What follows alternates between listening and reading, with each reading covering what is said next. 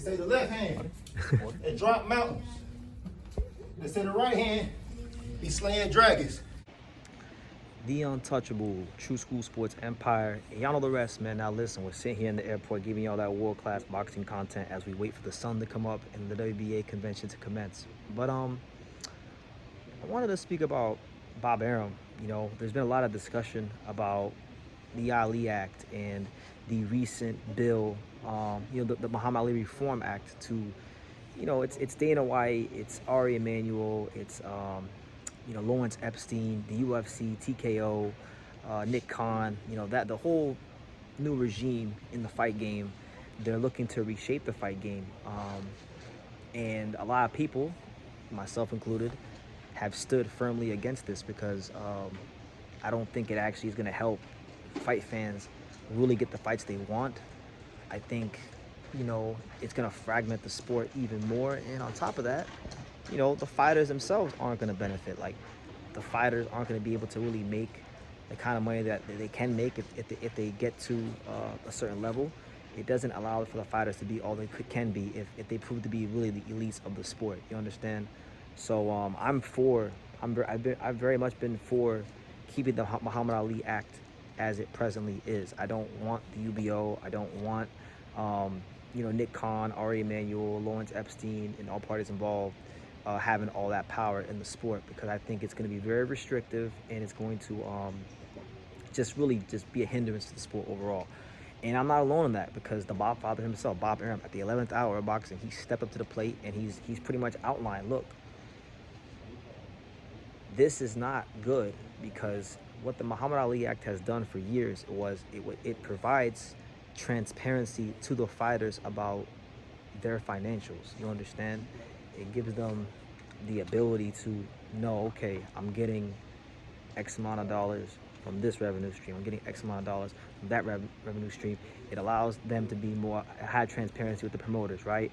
Then, it's really supposed to be for the fact that managers and promoters, you can't hire your manager to be a promoter. That's double dipping. That's why it was protected in the first place. Obviously, there are ways to circumvent this, but for the most part, fighters, if they have the right people around them, will be okay, and they can be all they can possibly be in this sport of boxing, right? And do what they feel is best for them. Because and fighters should be able to do what's best for them, because at the end of the day, they're the ones in the ring, taking the punches, going to the gym, sparring every day, doing all the hard work.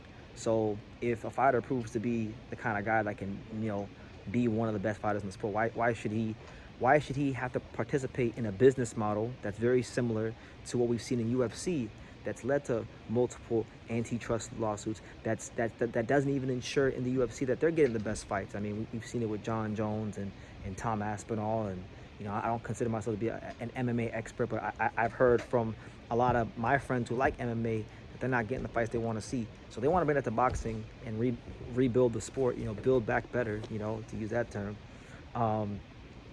And Bob Arum has said no.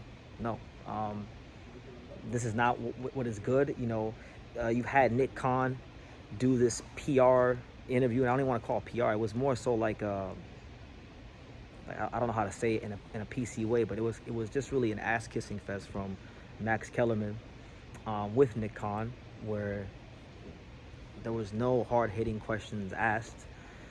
And he pretty much said, like, look, if you want to fight under the old model, you can fight under the old model, or you can fight under our model where you can become famous and this, that, and the third. And really, that's bullshit, because we all know if you fight under the new UBO, they're trying to phase out the Ali Act, because if the Ali Act isn't anything worth talking about, you don't need to reform it.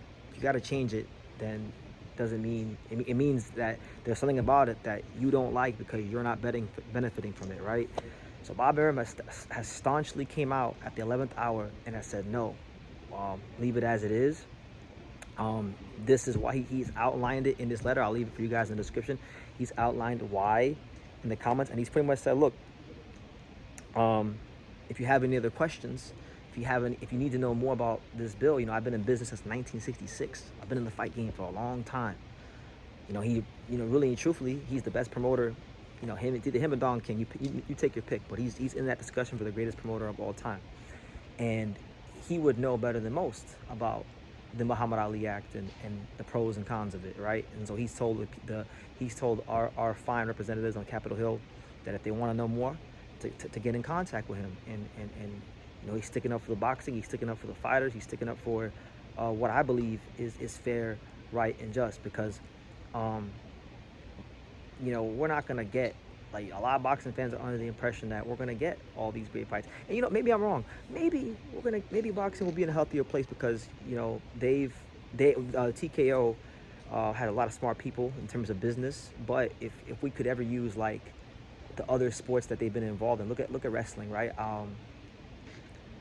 I've done my homework and my own research on, you know, the WWE and TKO, and it's been a shit show. A lot of wrestling fans are mad and disgruntled because, you know, wrestling is American culture, and it's been subverted.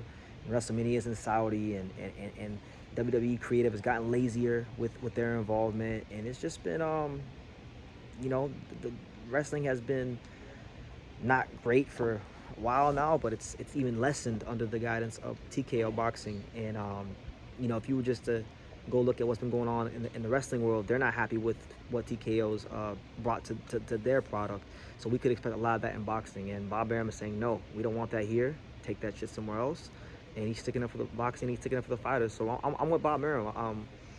You know, and I hope that, you know, we can get to a place in boxing where we can protect the fighters here in the States with this law, because if not, what's going to wind up happening is fighters will not be able to, you know, fighters won't be able to do anything, right? And it doesn't necessarily mean that the promoters are going to make the fights the fans want to see, because, you know, like I said, if that were the case, UFC, there's been plenty of fights as of recently that have failed to deliver. Look at Francis Ngannou. Francis Ngannou was the baddest man on the planet.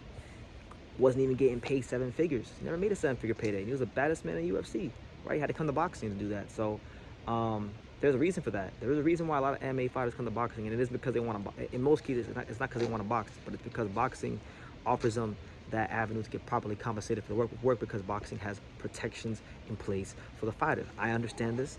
Bob Arum understands this. Anybody in the fight game who spoke in favor of keeping things as they are understands this. Some boxing fans don't understand this, and they feel like, you know what, we need change in the fight game, which I get. Like, I understand their side of things.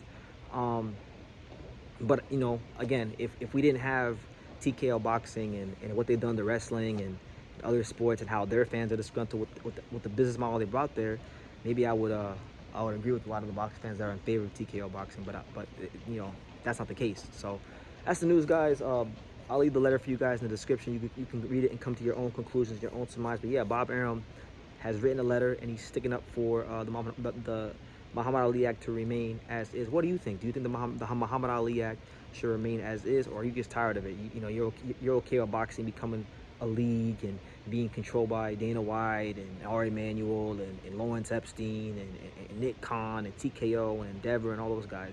Let me know what you guys think in the comments down below. Make sure you guys hit the time to subscribe. And like I say in every single one of these videos, you can love me or you can hate me, but I'm just a kid from Dania. So until next time, thank you for watching another video on the untouchable True School Sports Empire. For more great boxing videos just like this one, make sure y'all click and subscribe right over here.